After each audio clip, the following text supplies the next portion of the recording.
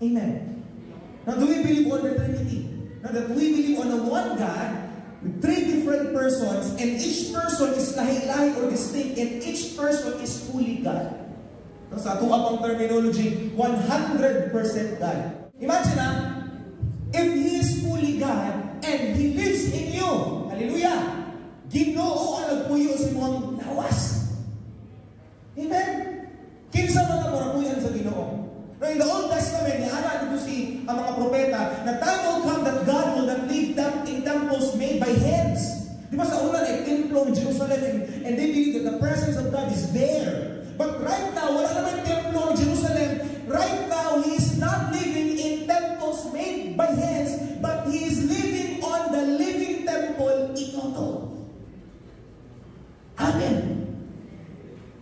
Tapos ay mo, tanong ko sa amin, kumusta ako sa Holy Spirit? Kumusta makita sa Holy Spirit? Ha? Kaya nagpuyo sa Holy Spirit sa inyo.